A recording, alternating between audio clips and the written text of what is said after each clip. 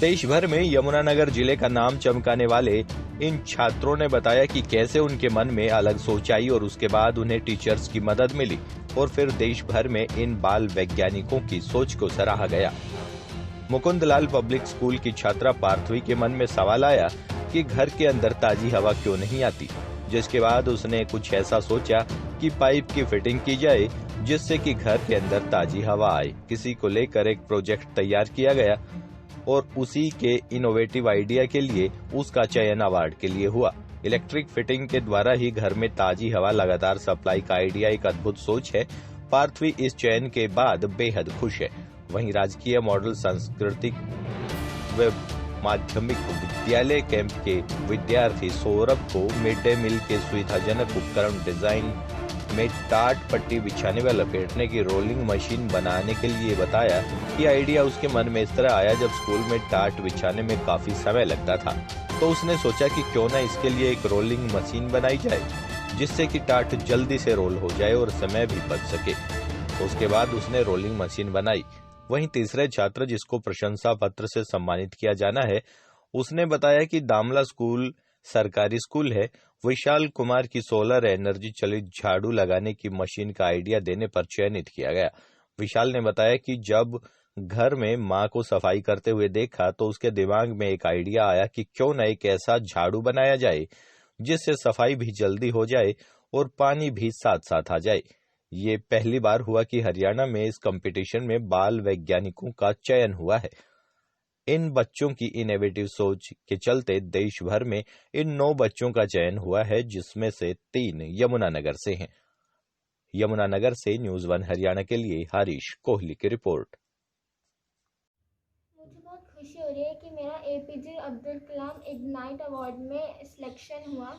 मेरा आइडिया था एक दिन मैं हम रात को अपने घर के दरवाजे खिड़कियाँ सब कुछ बंद करके सो जाते हैं, तो एक दिन मुझे बहुत घुटन हुई, तो मैंने अपने पापा से पूछा कि ऐसा क्यों हो रहा है, तो उन्होंने मुझे बताया कि ये ऑक्सीजन की कमी के कारण हो सकता है। तो मैंने अपने पापा को कहा कि अगर हम अपने कमरे की खिड़कियाँ खोल लें तो पापा ने कहा कि जो एयर है वो बहुत ही प्रेशर से अंदर आएगी और हमें बहुत सर्दियों में बहुत सर्दी लगेगी और गर्मियों में गर्म हवा अंदर आएगी, और जब हम एसी चलाते हैं तो वो इतनी कूलिंग नहीं कर पाएगा।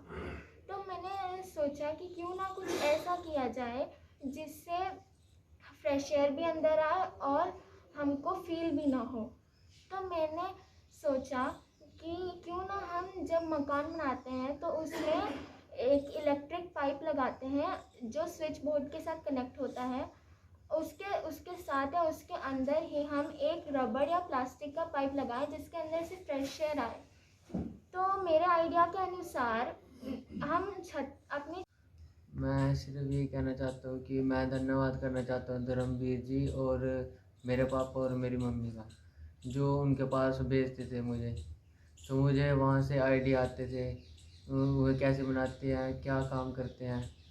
तो मैं एक दिन अपने घर के बाहर बैठा था और मेरी मम्मी गली में झाड़ू मार रही थी, तो मैंने सोचा ये डस्ट उड़ दिया है और इतना मुश्किल है ये करना और ये उसमें टाइम भी वेस्ट होता है, तो इसीलिए मैंने एक ऐसे ऐसे वो बनाया है, झाड़ू बनाया है जिससे वो गली भी साफ हो जाएगी और उससे पानी भी गिरता रहेगा।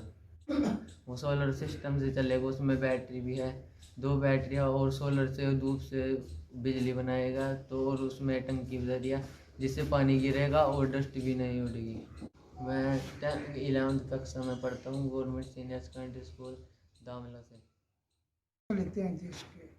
अब की बार लॉकडाउन की वजह से बहुत कम बच्चों ने हिस्सा लिया, मतलब 9,000 बच्चों ने हिस्सा लिया, और फिर उसके बाद में उनमें से 9 बच्चे सिलेक्ट हुए अवार्ड कंपटीशन के लिए पूरे देश में से, और 6 बच्चे सिलेक्ट हुए जो संतावना पत्र के लिए जो राष्ट्रपति जी देते हैं।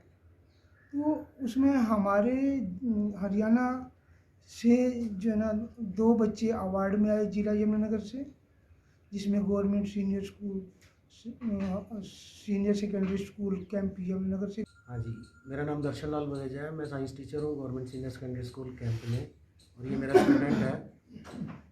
ये APJ Abdul Kalam ignite mind children award है, जिसमें बच्चे अपने इनोवेटिव आइडिया भेजते हैं।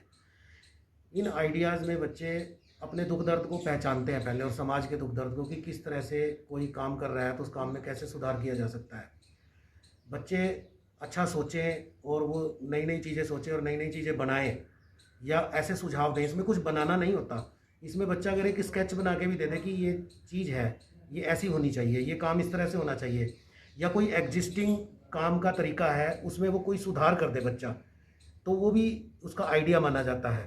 तो इन बच्चों ने इस तरह के आइडियाज़ जो है कंपटीशन की वेबसाइट पर अपलोड किए थे और उनके स्केच बनाकर अपलोड किए थे। तो उसमें पूरे भारतवर्ष से और विदेशों से भी बहुत सारे बच्चे अपने आइडियाज़ देते हैं, जिसमें से बहुत कम संख्या में आइडिया जो है सेलेक्ट होते हैं। और पीछे हमेशा इन बच्चों को, जिनकी सिलेक्शन होती थी, उनको राष्ट्रपति भवन में या प्रेसिडेंट जी के हाथों से ही जो है पुरस्कार